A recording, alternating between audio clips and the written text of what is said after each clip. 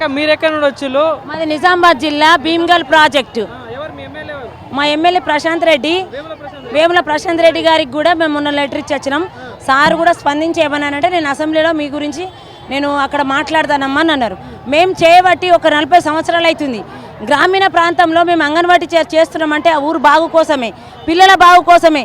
గ్రామ పంచాయతీల బాత్రూమ్లు బాగా లేకున్నా అంగన్వాడీ టీచరే, జ్వరం వచ్చిన అంగన్వాడీ టీచరే, కడుపుతరున్న ఆమెకు అంగన్వాడీ, ప్రతి ఒక్కటి అంగన్వాడీ టీచరే.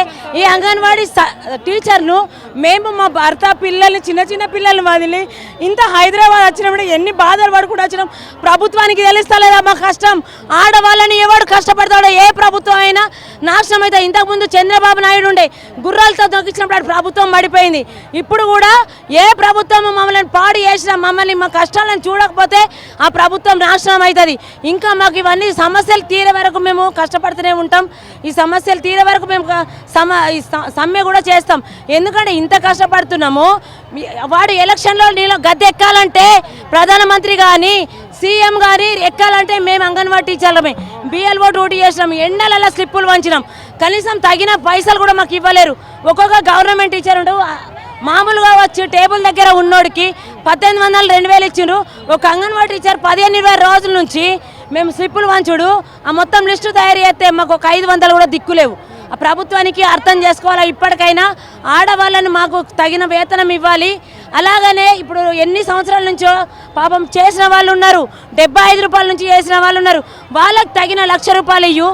టీచర్కు 2 లక్షలు ఇవ్వమంటే ఆయనకి ఏం రోగం అవుతుంది? అలాగనే మాకు మా జీతంలో మా రిటైర్మెంట్ మాకు పెన్షన్ ఇవ్వాలా. ఎందరికో రుణమాఫీ వేస్తున్నాడు రైతులకు. లక్షల భూములు ఉన్నాయి, వాడు పంటలు పండిస్తున్నాడు. వాడు రుణమాఫీ డబ్బులతోనే లక్షలు సంపాదించుకుంటున్నాడు, బంగారాలు కొంటున్నాడు. ఒక అంగన్వాడీ టీచర్కి 13,000 మేము ఇంత కష్టపడుతున్నాం. మాకు ఇవ్వకపోతే ప్రభుత్వానికి మేము అందరం హెచ్చరిక చేస్తాం. ఆడవాళ్ళందరం వెళ్ళి అక్కడ సీఎం దగ్గర కూర్చొని వాళ్ళ దగ్గర మాట్లాడతాం. మేము మాత్రం ఊరుకోము, మా సమ్మె మాత్రం విరమించాం. మరి ఎవరైనా కలిసిల్లాక మరి ఎందుకంటే గత కొన్ని నెలల నుండి మీరు పోరాడుతున్నారు, ఎవరైనా అధికారులను కలిసిల్లా? మరి సీతక్క గారు కూడా ఉన్నారు, ఏది మీ మంత్రిగా, మరి ఏమన్నారు? మరి వాళ్ళు సీతక్క గారు ఏమని చెప్పారంటే 1,00,000 రూపాయలు 2 లక్షలు ఏదో నామ మాత్రం చెప్తున్నారు. ఆ జీవో నంబర్ 10ని రద్దు చేయాలా. కరెక్ట్ మాకు ఇది ఇస్తున్నామని జీవో విడుదల చేయాలా. వాళ్ళకి పెన్షన్ అనేది ఇవ్వాలా. వాళ్ళు ఎంతో తల్లులు, ఎంతో పాపం ఆయమ్మలు టీచర్లు ఎంతో సేవ చేసిండ్రు. అనుమతి చెప్పంగానే కాదు, జీవో కరెక్ట్ రావాలా. మాకు 10 నంబరు రద్దు చేయాలని మేము అడుగుచున్నాం. సీతక్క కూడా మాలాంటి ఆమె కూడా కష్టపడి వచ్చింది రాజకీయాలకి. ఆమెకి తెలుసు. అదే మన ఆంధ్రాలో ఒక అంగన్వాడీ టీచర్ ఎమ్మెల్యే అయింది, ఆమెకు కూడా తెలుసు కదా. మరి అక్కడ ఎట్లా చేస్తుండ్రో ఇక్కడ కూడా అట్లా చేయాలని మేము కోరుకుంటున్నాం. అటు ఊర్లలో చూసుకుంటే అంగన్వాడీ స్కూళ్ళలో పరిస్థితులు ఎట్లా ఉన్నాయి, అక్కడ వసతులు ఎట్లా ఉన్నాయి? ఎందుకంటే ఇక్కడ మన ప్రభుత్వం ఏమంటుంది, అన్ని మంచిగా అందిస్తున్నాం, ప్రజా పాలన అందిస్తున్నాం, మహిళలని గౌరవిస్తున్నాం అని చెప్పేసి అంటున్నారు. మీరు కూడా వినే ఉంటారు. సో ఎట్లా ఉంది మరి ఊర్లలో పరిస్థితి? అంగన్వాడీ మహిళలను ప్రేమిస్తున్నాం అంటున్నారు, ఏం గౌరవం లేదు, పొందలేదు, ఒక్కలేదు. అంగన్వాడీ సెంటర్లలో కూడా ఏమి సామాగ్రిలు లేవు సరిగా. మేము సొంత డబ్బులు పెట్టుకొని ర్యాకులు కొనుక్కున్నాం మంచిగా ఉండాలని. చైర్లు కొనుక్కున్నాం, టేబుల్లు కొనుక్కున్నాం, తల్లులకు బెంచీలు కొన్నాం. ఎవరిచ్చారు? ఏ ప్రభుత్వం ఇస్తుంది? అంగన్వాడీ సెంటర్లలో ఒక గర్భిణీ రావాలంటే ఆమె కూర్చోవాలంటే ఆమెకు బెంచీలు కావాలా, టేబుల్ కావాలా, పిల్లలను చూసుకోవాలా, బరువులు జోకాలా. ఏగలేకపోతారు తల్లులు 40-50 మంది. అలాగనే 20-30 మంది తల్లులకు వారు మంచి చెడైనా మేమే అన్నీ చూసుకుంటున్నాము. మరి ప్రభుత్వానికి తెలుసలేదా? ఈరోజు ఒక గర్భిణి మంచిగా ఉండి ఆమె డెలివరీ అయ్యి ఒక పాపను కంటే ఆ బాబే రేపటి పౌరుడు. అది ఆలోచిస్తలేదా ప్రభుత్వం? ఆలోచించుకోవాలా. ఇప్పటికైనా రేవంత్ రెడ్డి గారు మేము హెచ్చరిక చేస్తున్నాం మీ కాంగ్రెస్ ప్రభుత్వానికి. మేము 24 రోజులు సమ్మె చేసినాం.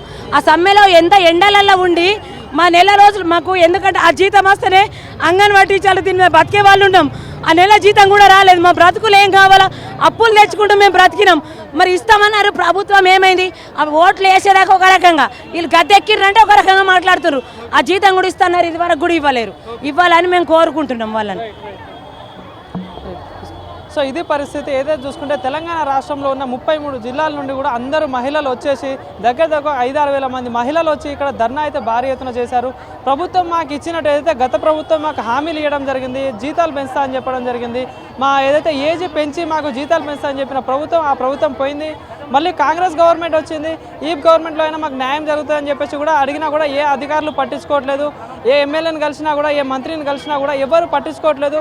ఏదైతే రేవంత్ రెడ్డి గారు మీరు చెప్పినట్టు హామీ ఇచ్చినట్టు, సీతక్క గారు మీరు ఏదైతే హామీ ఇచ్చినట్టు ఆ మహిళలకి న్యాయం చేయాలని కూడా వారు ప్రధానంగా డిమాండ్ చేస్తున్నారు. ఏదైతే వాళ్ళకి న్యాయం చేయకపోతే ఈ పోరాటాన్ని అసలు ఆపనని చెప్పేసి వాళ్ళు ప్రధానంగా చెప్తున్నారు. సో చూస్తూనే ఉండండి.